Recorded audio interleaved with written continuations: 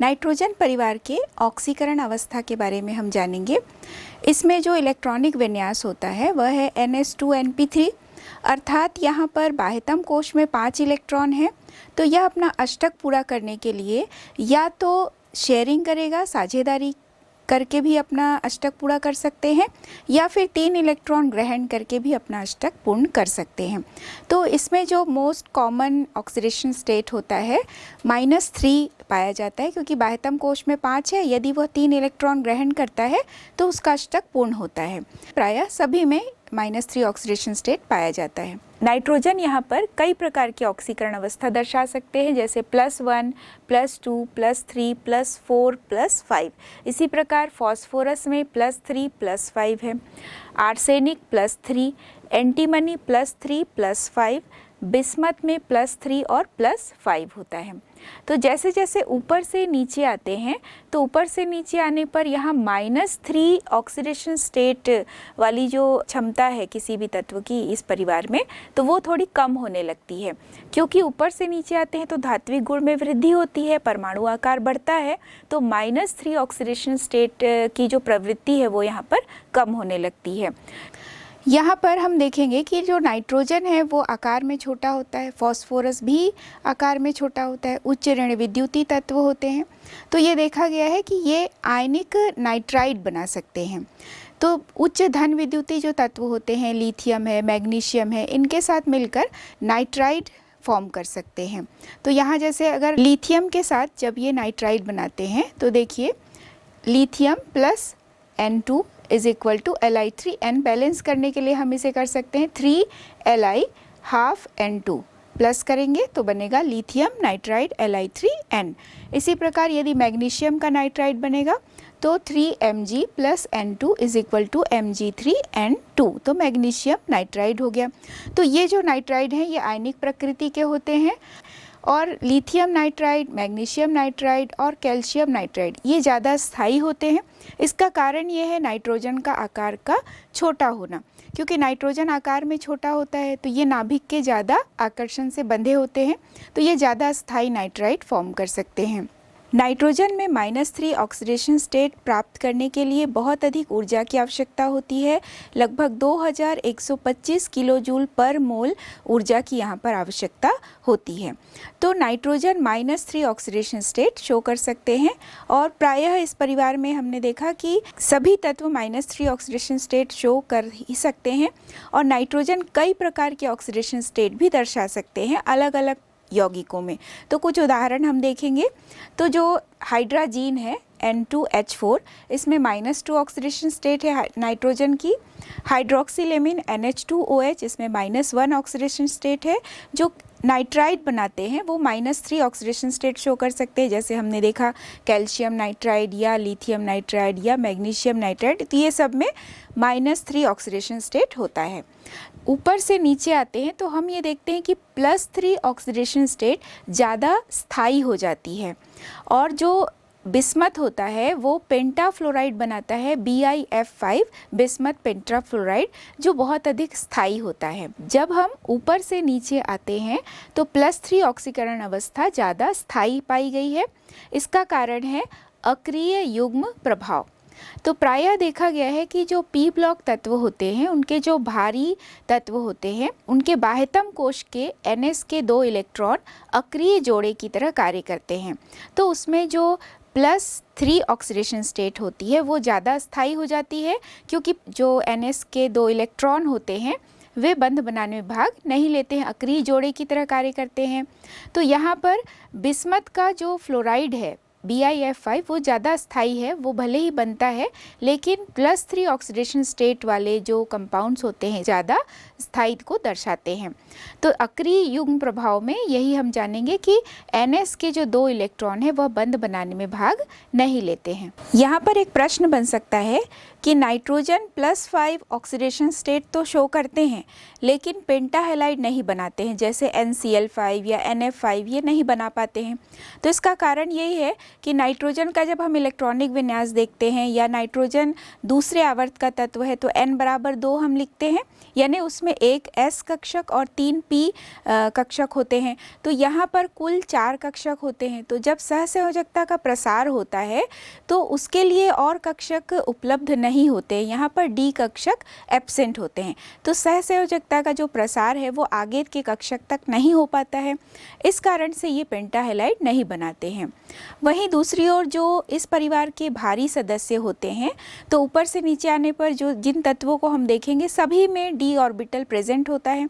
तो d orbital उपस्थित होने के कारण इसमें सहसंयोजकता के प्रसार के लिए d कक्षक उपलब्ध होता है।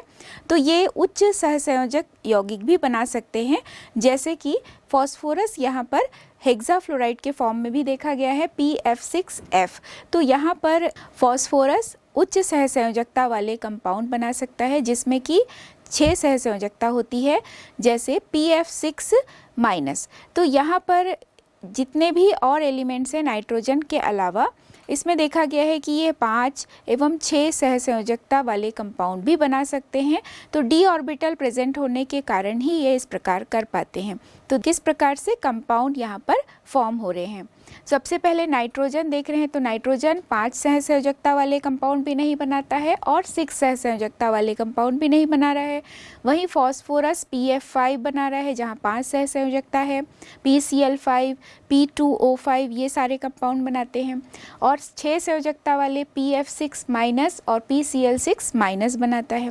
इसी प्रकार आर्सेनिक AsF5 और AS2O5 बनाते हैं और 6 संयोजकता के लिए AsF6- बनाता है।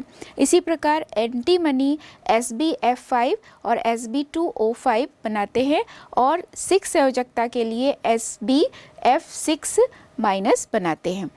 बिस्मथ BiF5 बनाता है। 6 सहसंयोजकता वाले कोई कंपाउंड बिस्मथ नहीं बना रहा है। तो यहाँ पर हमने देखा कि किस प्रकार से अलग अलग सहसंयोजकता के कंपाउंड ये बना सकते हैं d ऑर्बिटल के प्रेजेंस के कारण, या हम कहें कि उच्च सहसंयोजकता वाले जो कंपाउंड है वो भी यहाँ पर बन सकते हैं। जो +5 ऑक्सीडेशन स्टेट है और +3 ऑक्सीडेशन स्टेट है वो यहाँ कॉमन होता है। तो +5 ऑक्सीडेशन स्टेट वाले जितने भी कंपाउंड्स होते हैं वे सभी सहसंयोजक प्रकृति के होते हैं, जबकि +3 जो ऑक्सीडेशन स्टेट वाले कंपाउंड बनते हैं वे आयनिक प्रकृति के भी होते हैं और सहसंयोजक प्रकृति के भी होते हैं। तो कुछ उदाहरण हम देखेंगे कि यदि +3 ऑक्सीडेशन स्टेट है तो जो आयनिक यौगिक बनेंगे वे होते हैं यहाँ पर BiF3, SbF3 प्रकार का।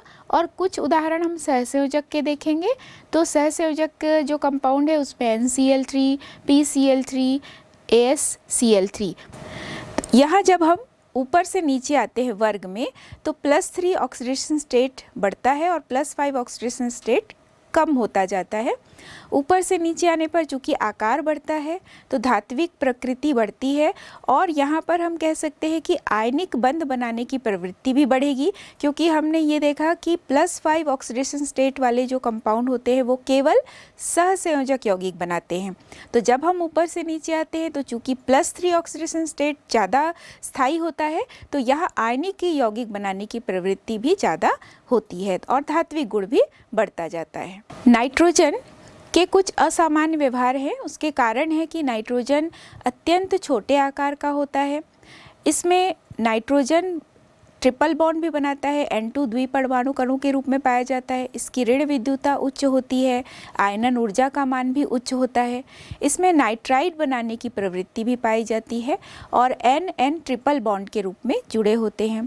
तो चूंकि N ट्रिपल बॉन्ड के रूप में जुड़े होते हैं तो यहाँ पर बंध वियोजन ऊर्जा का मान भी बहुत अधिक होता है। यहाँ पर D कक्षक एब्सेंट होते हैं। तो नाइट्रोजन के बाद जितने भी तत्व होते हैं तो उसमें अतिव्यापन की जो सीमा होती है वो थोड़ी कम हो जाती है, इसलिए वे p-pi बॉन्डिंग नहीं कर पाते हैं। नाइट्रोजन p-pi अतिव्यापन करता है या p-pi बॉन्ड बना सकता है, इसलिए यहाँ पर हम देखते हैं कि नाइट्रोजन N2 के रूप में होता है और N और N के बीच में p-pi बंध बनता है। जबकि बाकी जितने भी तत्व होते हैं जब हम ऊपर से नीचे आते तो चूँकि आकार बढ़ता है तो आकार बढ़ने के कारण इसमें जो पार्श्ववर्ती अतिव्यापन की जो सीमा होती है वो थोड़ी कम हो जाती है, तो पार्श्ववर्ती अतिव्यापन नहीं हो पाता है, तो ये पी पाई बॉन्डिंग बनाने में सफल नहीं होते हैं। तो नाइट्रोजन यहाँ द्विपरमाणु अणु के रूप में पाया जाता है और फास्फोरस या बाकी जितने भी तत्व हैं वे सब चतुर्परमाणु के रूप में पाए जाते हैं, या इसमें अतिव्यापन की जो सीमा होती है वो कम हो जाती है क्योंकि इनका आकार बढ़ जाता है। नाइट्रोजन कई सारे अलग अलग यौगिकों में अलग अलग प्रकार के ऑक्सीडेशन स्टेट शो करते हैं, तो यहाँ हम कुछ उदाहरण देखेंगे। सबसे पहले हम देखेंगे अमोनिया। तो अमोनिया में जो नाइट्रोजन है वो -3 ऑक्सीडेशन स्टेट, N2H4 यानी हाइड्राजीन है, यहाँ पर इसका ऑक्सीडेशन स्टेट है -2, हाइड्रोक्सिलेमिन -1, नाइट्रोजन एक N2 अणु के रूप में लिया जा रहा है, तो नाइट्रोजन के लिए जो ऑक्सीडेशन स्टेट है वो 0 है, nitrous oxide +1, nitric oxide +2, nitrogen trioxide +3, nitrogen tetroxide +4 और नाइट्रोजन पेंटाऑक्साइड +5। तो ये सारे जो अलग अलग ऑक्सीडेशन स्टेट हम देखते हैं, तो अलग अलग यौगिकों में नाइट्रोजन कई प्रकार के ऑक्सीडेशन स्टेट शो कर सकते हैं। अब हम विषम अनुपाती अपघटन अभिक्रियाओं के बारे में जानेंगे। तो नाइट्रोजन एवं फास्फोरस में देखा गया है कि ये अलग अलग प्रकार के ऑक्सीडेशन स्टेट अलग अलग माध्यम में भी दर्शा सकते हैं और एक ही रिएक्शन में उस एक तत्व के कई सारे ऑक्सीडेशन स्टेट हम देख सकते हैं। तो यहाँ नाइट्रोजन का सबसे पहले हम उदाहरण लेंगे कि नाइट्रोजन जो है वो +1 से +4 ऑक्सीडेशन स्टेट तक जितने भी ऑक्सीडेशन स्टेट है उन सब में वो अम्लीय माध्यम में विषम अनुपातन अपघटन अभिक्रिया भी दर्शाते हैं। तो इसका एक उदाहरण है 3HNO2 = HNO3 + 2NO + H2O। यहाँ पर जो नाइट्रस एसिड है इसमें नाइट्रोजन +3 ऑक्सीडेशन स्टेट में है, जबकि नाइट्रिक अम्ल में जो नाइट्रोजन है वह +5 ऑक्सीडेशन स्टेट में है और नाइट्रिक ऑक्साइड में +2 ऑक्सीडेशन स्टेट में प्रेजेंट है। तो एक ही रिएक्शन में यहाँ पर हम देख रहे हैं एक ही तत्व अलग अलग प्रकार के ऑक्सीडेशन स्टेट शो करते हैं। फास्फोरस का उदाहरण हम देखेंगे तो उसमें भी ये पाएंगे कि अम्लीय माध्यम हो या फिर क्षारीय माध्यम हो, तो -3 से +3 ऑक्सीडेशन स्टेट में वो अलग अलग विषम अनुपातन अपघटन अभिक्रिया भी दर्शाते हैं। जैसे यहाँ पर 4H3PO3 = 3H3PO4 + PH3। तो यहाँ फास्फोरस की अलग अलग ऑक्सीडेशन स्टेट देखिए। फर्स्ट यहाँ पर H3PO3 में P के लिए ऑक्सीडेशन स्टेट है +3, S3PO4 में ऑक्सीडेशन स्टेट P का है +5 और PH3 में P के लिए ऑक्सीडेशन स्टेट है -3। तो इन दोनों उदाहरणों में हमने देखा कि विषम अनुपातन अपघटन अभिक्रिया ये दोनों तत्व एक ही रिएक्शन में कई सारे ऑक्सीडेशन स्टेट ये शो कर सकते हैं। अगला गुण है बहुबंधता एवं रासायनिक क्रियाशीलता। इसका अर्थ है कि जो नाइट्रोजन है उसमें हमने देखा कि यह ट्रिपल बॉन्ड फॉर्म करते हैं, N और N के बीच में ट्रिपल बॉन्ड होता है। पी पाई बॉन्डिंग बनाने की इसकी क्षमता होती है।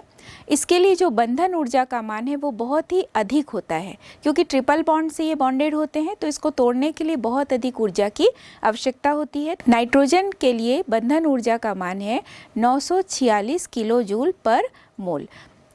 फास्फोरस P4 फॉर्म में पाया जाता है और ज़्यादा क्रियाशील होता है, जबकि नाइट्रोजन जो है वो अक्रिय होते हैं। इसका कारण ये है कि नाइट्रोजन प्रायः अक्रिय ही इसलिए होते हैं क्योंकि वही उसमें बंधन ऊर्जा का मान अधिक होता है, वे आपस में ट्रिपल बॉन्ड से बॉन्डेड होते हैं, जबकि फास्फोरस अधिक क्रियाशील होते हैं और ये चतुर परमाणु अणु के रूप में पाए जाते हैं। P4 के रूप में हम इसे देखते हैं।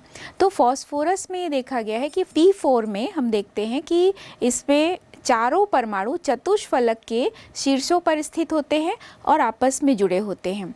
तो यहाँ फास्फोरस में sp3 जो संकरण है उसके कारण 109 डिग्री 28 मिनट का कोण बनना चाहिए, लेकिन यह अणु बहुत ज़्यादा तनाव युक्त होता है, तो यहाँ पर जो बंद कोण का मान है वो 60 डिग्री का होता है और इस कारण से ये सारा जो अणु है P4 फॉर्म में जो हम देखते हैं फास्फोरस को, तो ये बहुत अधिक तनाव युक्त होता है। तो अधिक तनाव युक्त होने के कारण ये अणु सक्रिय होते हैं। वहीं जो लाल फास्फोरस होते हैं, लाल फास्फोरस एक सीधी श्रृंखला बनाते हैं। तो लाल फास्फोरस जो है वो दूसरे फास्फोरस की तुलना में थोड़े कम क्रियाशील होते हैं या निष्क्रिय होते हैं, क्योंकि जो लाल फास्फोरस होते हैं वो खुली श्रृंखला बनाते हैं। नाइट्रोजन के अलग अलग जो ऑक्सीडेशन स्टेट हमने देखा कि नाइट्रोजन विभिन्न प्रकार के यौगिकों में परिवर्ती ऑक्सीकरण अवस्था भी दर्शाता है। तो कुछ उदाहरण हम देख लेंगे। सबसे पहले हम देखते हैं सोडियम नाइट्रेट में +5 ऑक्सीडेशन स्टेट, पोटेशियम नाइट्राइट में +3 oxidation state, sodium azide NaN3 में -1/3 oxidation state, N2O nitrous oxide में +1 oxidation state, HNO3 nitric acid में +5 ऑक्सीडेशन स्टेट। तो यहाँ पर हम देख रहे हैं कि नाइट्रोजन जो है वो अलग अलग यौगिकों में अलग अलग प्रकार की ऑक्सीकरण अवस्था दर्शाती है।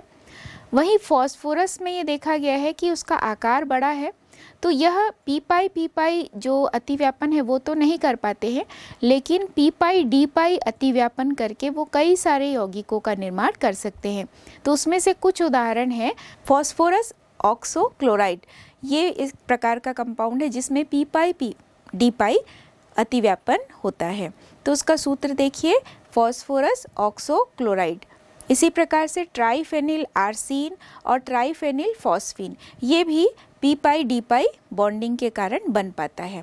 यहाँ पर जो हम देख रहे हैं कि p जो बॉन्डिंग है उसको शो करने के लिए नाइट्रोजन उपलब्ध नहीं होता है, क्योंकि नाइट्रोजन का आकार बहुत छोटा होता है और इसमें जो अतिव्यापन की सीमा है वो कम हो जाएगी। जैसे हम p बॉन्डिंग जो करने वाले हैं वो अधिक परमाणु आकार जिनका है वे कर पाते हैं, जिनका आकार छोटा है वो नहीं कर पाते हैं।